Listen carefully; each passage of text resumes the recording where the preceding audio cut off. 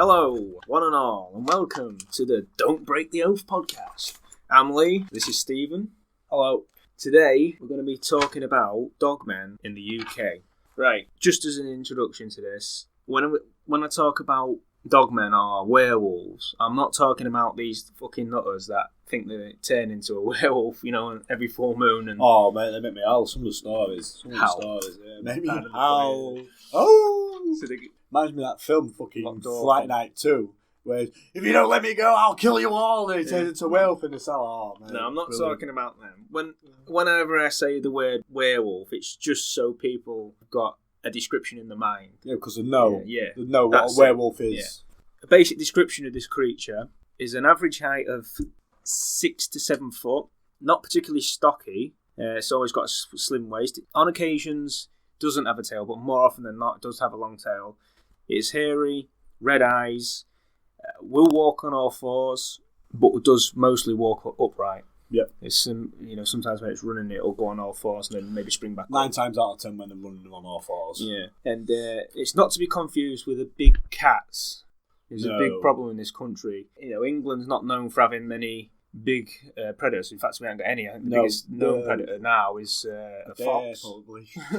A fox. But no, you can differentiate between a feline paw print and a canine paw print. Yeah, and I think that's where we're getting mixed up, because there's a lot of cases. If you was to Google big cat prints in the UK, you'll see a lot of their prints. There are some big cat prints that pop up, but a lot of those prints on there are canine. Yeah. And and then when you look into it, you think, well, could this be a Great Dane, blah blah blah. But then there's a lot of them that are over 5 inches long. Yeah. And I'm looking at some of the biggest Great Danes in the world, and their paws and not even 4 inches. They're 4 inches. 4 inches by about 4 inches. 3.5 by about circle 4. Yeah. These prints are out there. Like I say, look it up. If you just look up for big cat prints in the UK, just look how many of those prints say that they're big cat prints, but they're actually canine prints. Yeah, have a look. And you'll be able to tell the difference. If you look at a canine print versus a feline print, it's quite obvious.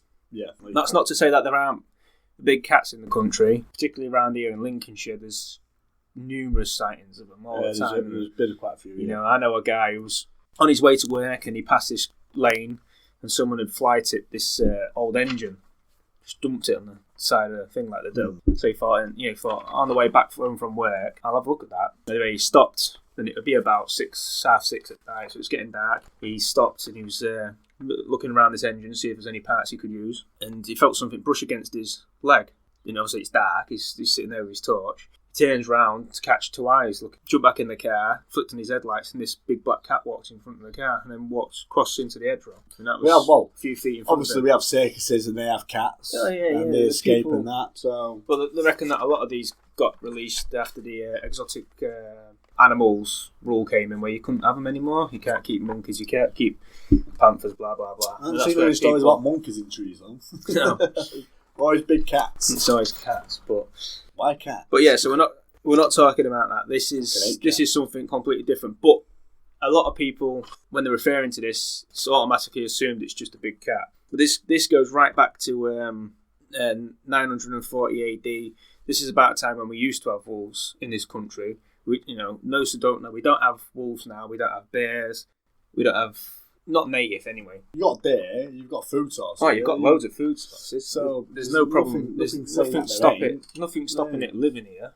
For the sake of purposes, we'll say there's no wolves, there's no bears, deer, no lions or tigers. There's deer everywhere, but we do have wild boar. That's about as big as it gets, and then foxes is the next thing. But so we're not talking about nutters. We're not talking about people who think they're the werewolves every time there's a full moon. We're not talking about people that think they're vampires. Blah blah blah. That bothers me. Yeah, fucking does. So, like I say, this goes right back to as early as 940 AD, in a town called Flixton, which is about 5 miles south of Scarborough. There was 2 hostels built. These hostels are not that far apart, and it was because they had a really big problem with wolves.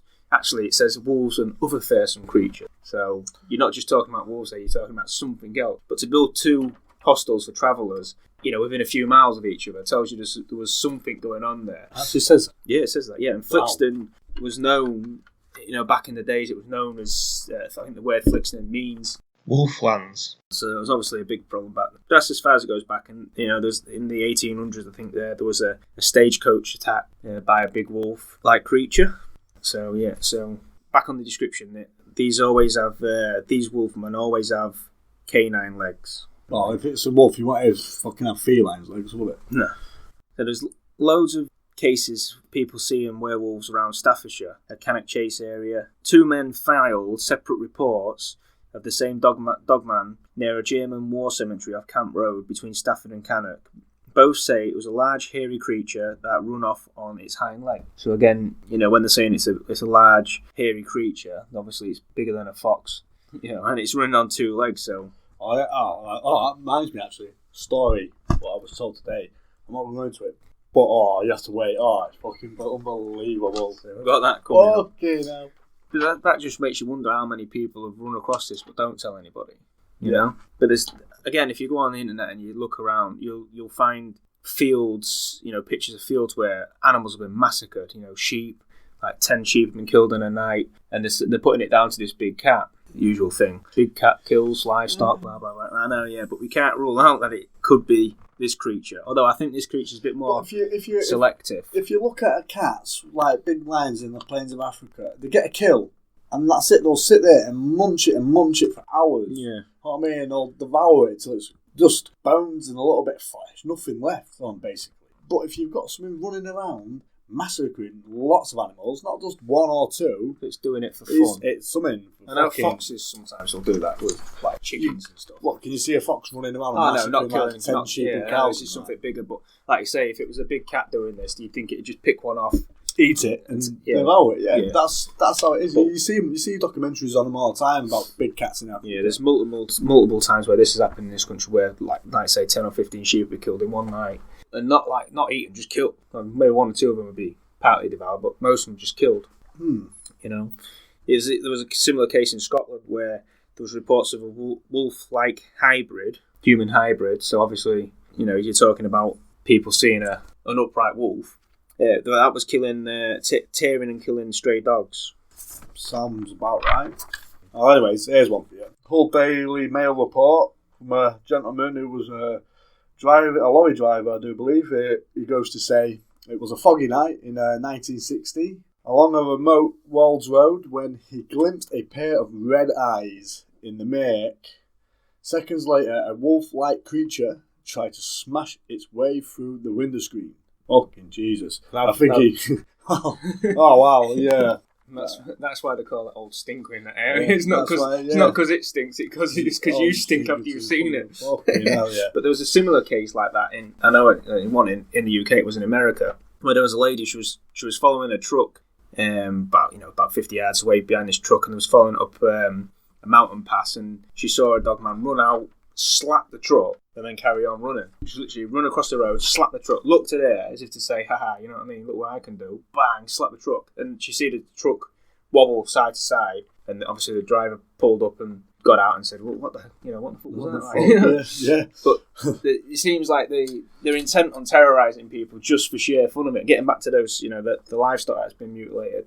It's just for shits and giggles. So anyways, it meant a lake in an area they called Wald Newton Triangle. The legend tells of a great hairy beast, red eyes and bad breath. Yeah, and that's where they get the name Old Stinker from. That's meant to really definitely stink. Anyways, got a few witnesses from around that area, in the Beverley area. So if you do see it, try and take a picture if you can. Yeah, and I'm going to head out there soon. I'll tell you why later. But that area, the A1039, that's a real hotspot for dogman sightings in the UK.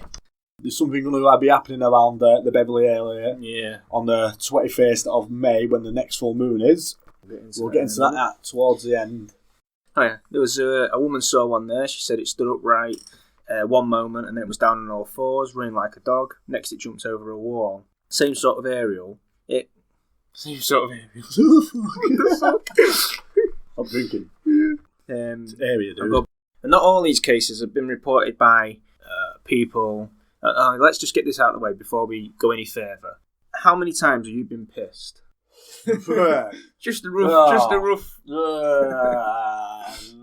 how many times have I been pissed? I mean, properly pissed, where I can't walk or crawling, and I'll use my teeth to get myself Get in there. You know, you've had too many. Well, older, man. 30. We'll just say I started drinking at a legal age. We'll say over about 50 times. Yeah, easy. Over. Right. And on those 50 occasions, did you ever spot a UFO, Dogman, or Bigfoot? No. Basically.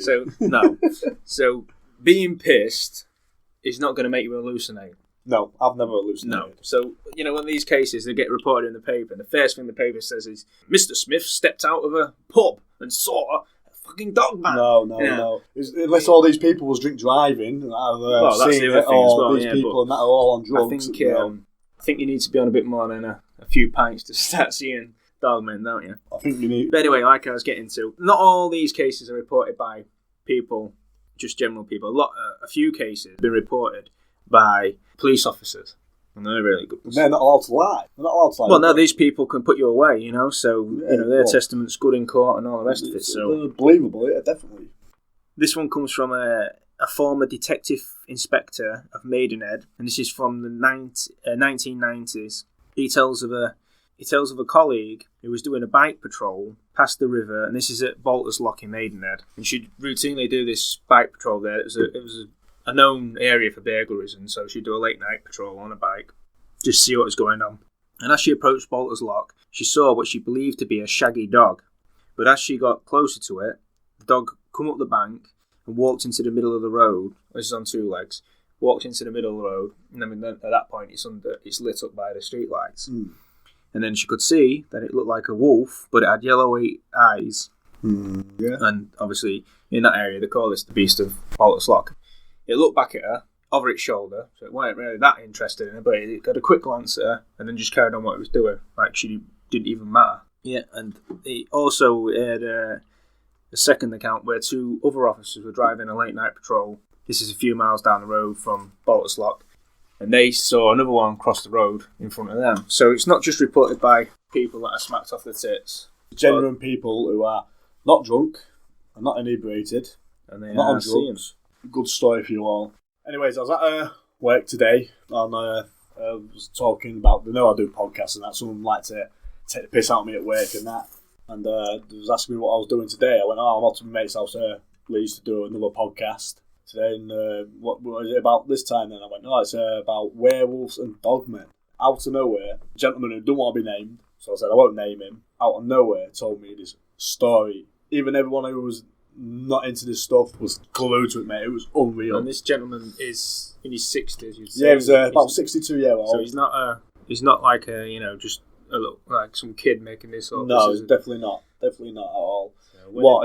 He's basically since the age of 8 he's been around. He's lived out in the countries anyway. Since about 8 he's been out handling guns and that. He said his first gun was a shotgun. Yeah. This is at the age of 8. So back in them days, he's been out hunting and all. Yeah, he's been out shooting. Just shot rabbits, pheasants, and pigeons and that usual crap what they shoot.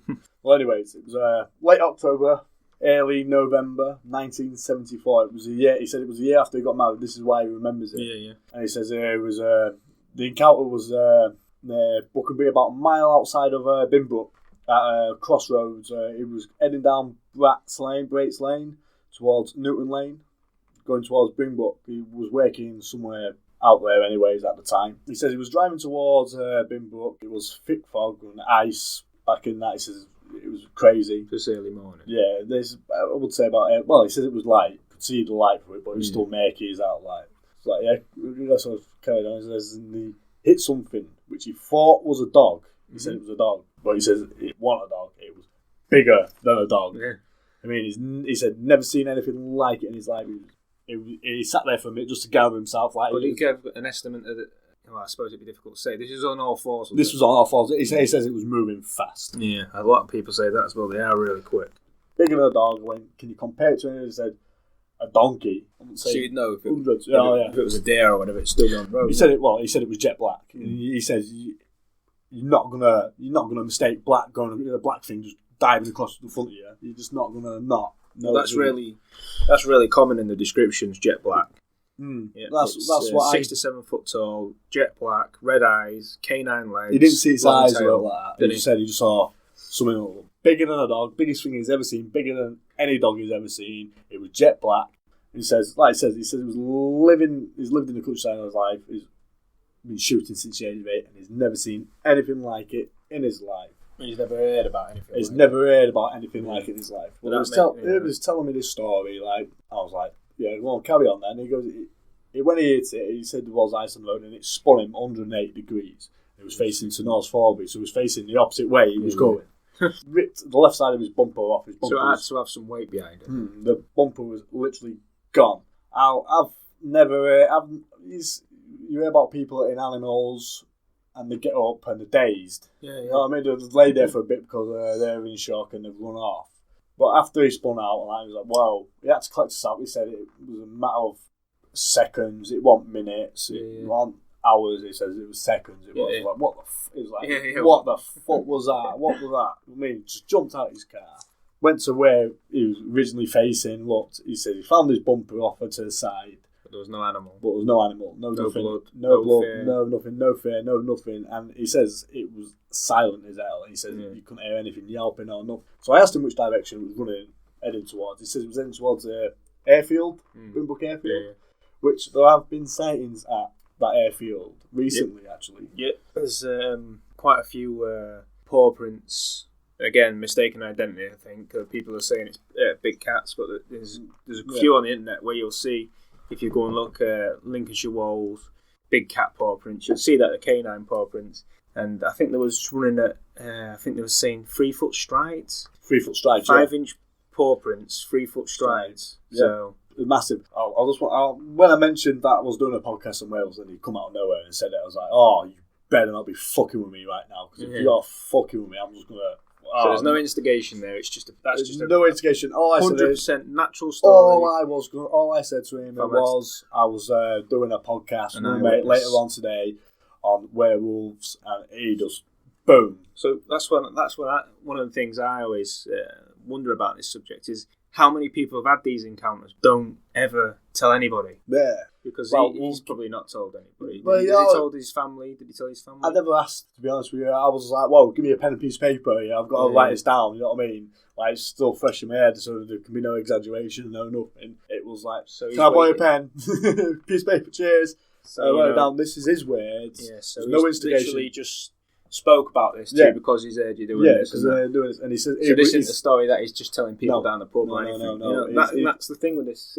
He just said it's the biggest thing he's ever seen in his life. He's never seen anything like it. And this is a guy in his 60s. Yeah. He's been shooting since the age of 8. His first gun was a shotgun. He's hunted wildlife, and he's never seen anything like it in his life. And I was whoa.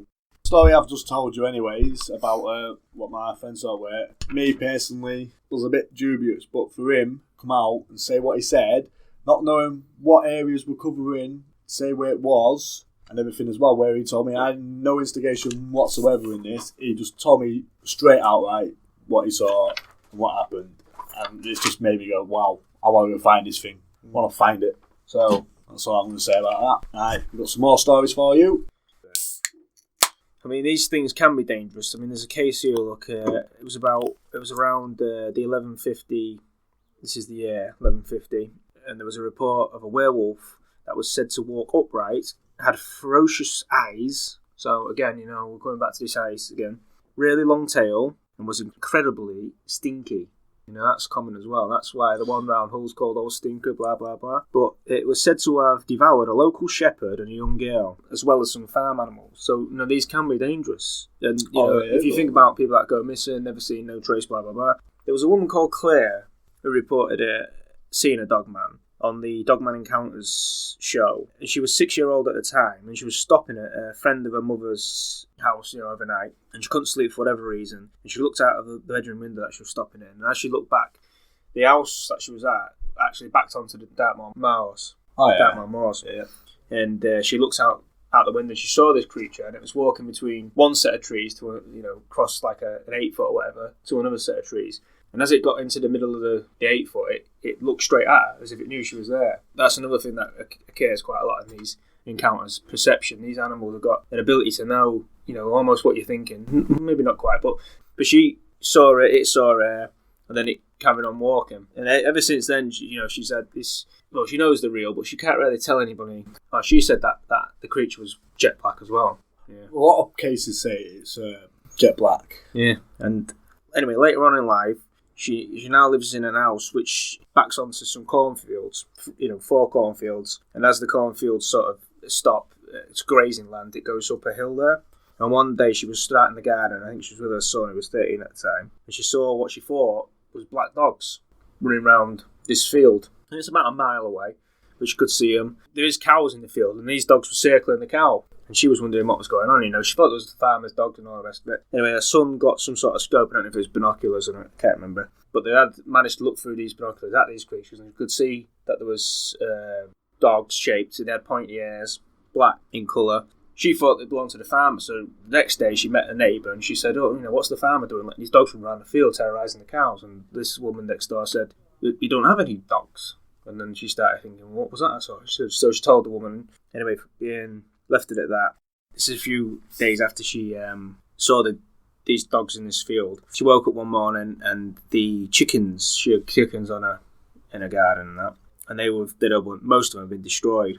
It was up to 40 chickens. The problem was that there was no way into this. There was a concrete base, so you couldn't dig in, so foxes hadn't got in. And the only way in was to lift this latch and open the door, and that had obviously been done. Now, she said, after that, she's heard scratching on the wall, she's heard something on the roof.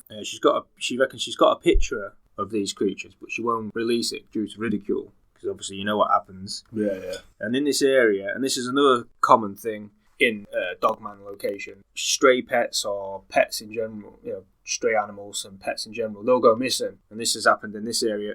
All cats gone missing. Her cat went missing as soon as, a few weeks after she moved in. And she spoke to one of the locals, and the local says, every cat's going missing around here. So there's one woman who had a cat, and it come back alive, but it had almost been skinned. Skin had been pulled right off. Yeah. And its tail, 3/4 of its tail was missing. They actually managed to take it to the vets, and the vet managed to, after a few days and looking after it, and I did manage to bring it back to full health. But, they blamed it on, again, they blamed it on people, when these ritual